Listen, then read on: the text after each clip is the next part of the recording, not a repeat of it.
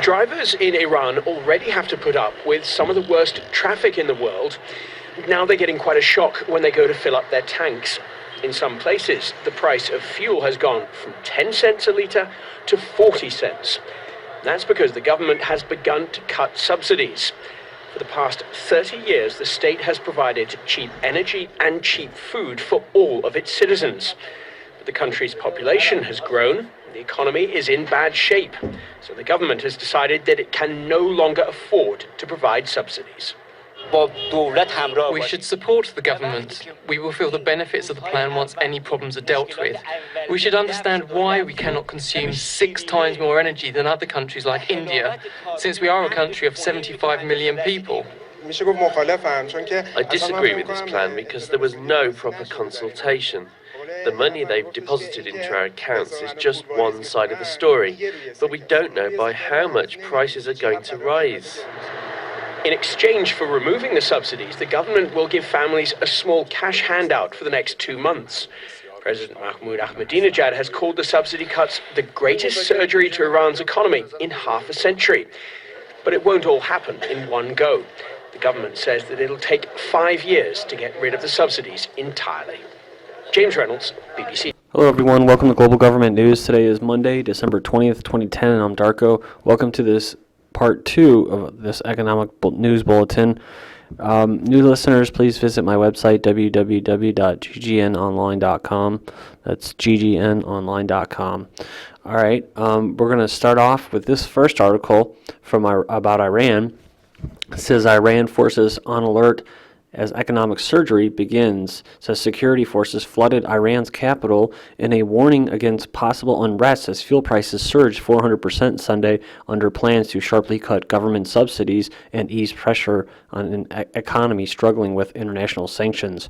It says security forces flooded Iran's capital in a warning against possible unrest as fuel prices surged 400% Sunday under plans to sharply cut government subsidies and ease pressure on an economy struggling with international sanctions. The so-called economic surgery has been planned for months, but was repeatedly delayed over worries of a repeat of gas riots in 2007 and serious political infighting during the standoff with the West over the Islamic Republic's nuclear program. That's pretty much everything that it has to do with it.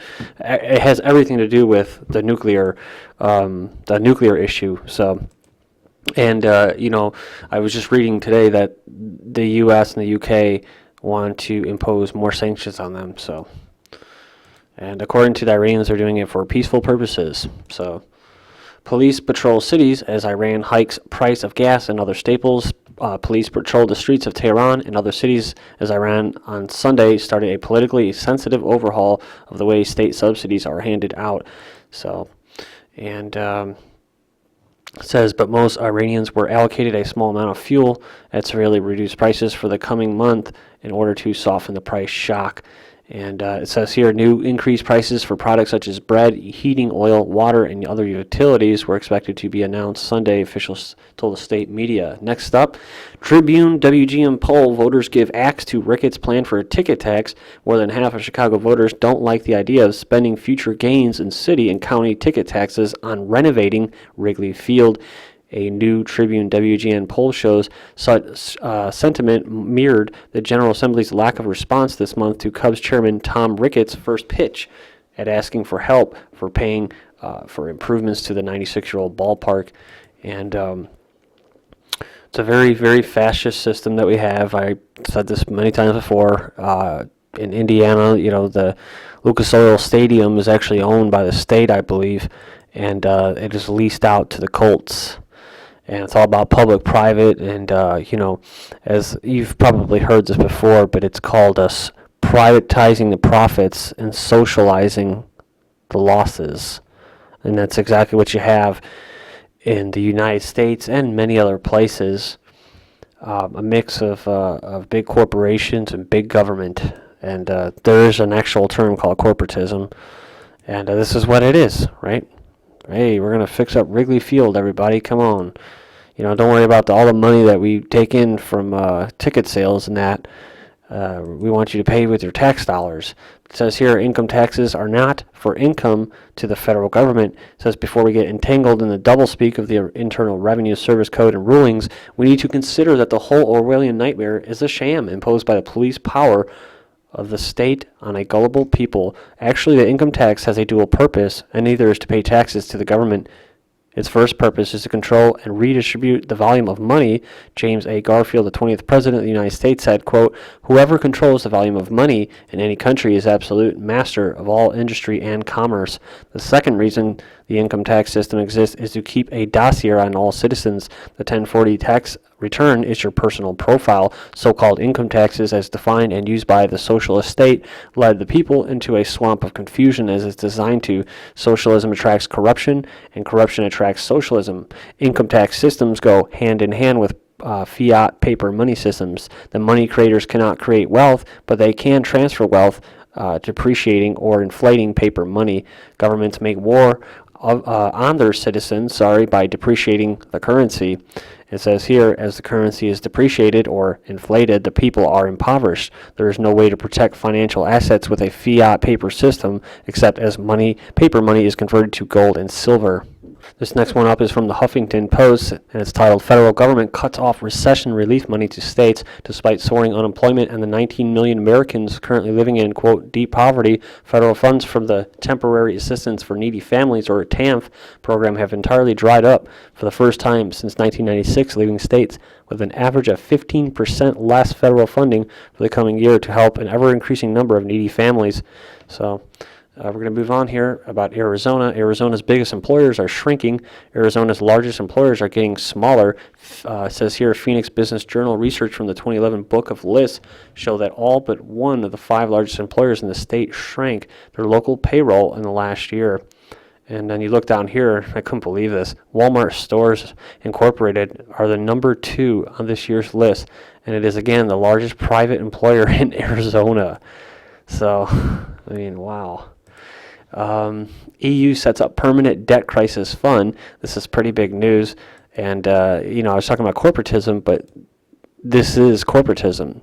When you have things like this, actually setting up a permanent debt crisis fund, you're living in a fascist or corporatist system, because that's all it is. It's just like I said, socializing the losses and privatizing all the profits.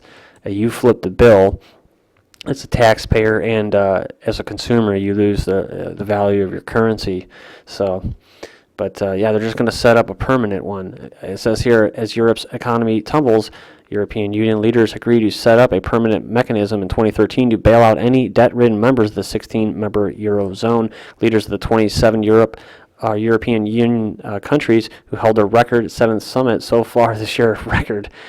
It says they approved a 2-sentence amendment to the EU treaty as Germany's request to pave the way for creation of a European stability mechanism in an effort to tackle financial crises effective.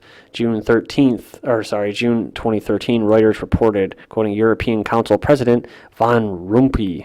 So, and so I mean that's the reason I say that that it makes sense that they have a permanent kind of fund for these crises is because these crises will continue. The powers that be always want to have some kind of crisis, whether it's a political, social crisis, resources crisis, just an overall economic crisis. There's always has to be a climate crisis so that they can pass and push and force legislation through on people who would otherwise not want this legislation to be passed. So it's all about the problem, reaction, solution, little strategy of theirs. And so, in a free market economy right now, businesses would be going under. I mean, everything would be righting itself like a ship, at sea. It would just eventually straighten itself out and everything would be good. But we don't live in a free market. Everything depends on government intervention, that the market and the flow of goods cannot be trusted. Basically, the free market cannot be trusted to provide for the flow of goods, and that's kind of the theory that's held by our policymakers, economic policymakers, in the Federal Reserve, and all these little committees and that. They have to go in there and they have to perform surgery, and they have to bail out these companies because they're too big to fail. So it says here, tipping point 25 signs that the coming financial collapse is now closer than ever. And move down here. It says here, so we will reach a tipping point soon. Or when, and it says here, well, the following are 25 signs of financial collapse is rapidly getting closer. Number one, the official U.S. unemployment rate has not been beneath 9% since April of 2009. Number two, according to the Census Bureau, there are currently 6.3 million vacant homes in the United States that are either for sale or for rent. Number three, it is being projected that the U.S. trade deficit with China could hit $270 billion for the entire year of 2010. And number four, back in 2000, 7.2% of blue-collar workers were either unemployed or underemployed. Today, that figure is up to 19.5%. Number five, the Chinese government has accumulated approximately $2.65 trillion in total foreign exchange reserves. They have drained this wealth from the economies of other nations, such as the United States, and instead of reinvesting all of it, they are just sitting on much of it. This is creating tremendous imbalances in the global economy. Number six, since the year 2000, we have lost 10% of our middle-class jobs. In the year 2000, there were approximately 72 million middle-class jobs in the United States, but today there are only about 65 million middle-class jobs. Number seven, the United States now employs about the same number of people in manufacturing as it did back in 1940. Considering the fact that we have 132 million people living in this country in 1940, and that we have well over 300 million people living in this country today, that is a very sobering statistic. And I'll go through two more of these, and the link will be posted in the video's description. Number eight, according to CoreLogic, U.S. housing prices have now declined for 3 months in a row. Number nine, the average rate on a 30-year fixed rate mortgage soared 11 base points just this past week. And it says here, as mortgage rates continue to push higher, it is going to make it even more difficult for American families to afford homes. And lastly, number 10, 22.5% of all residential mortgages in the United States were in negative equity as of the end of the third quarter of 2010.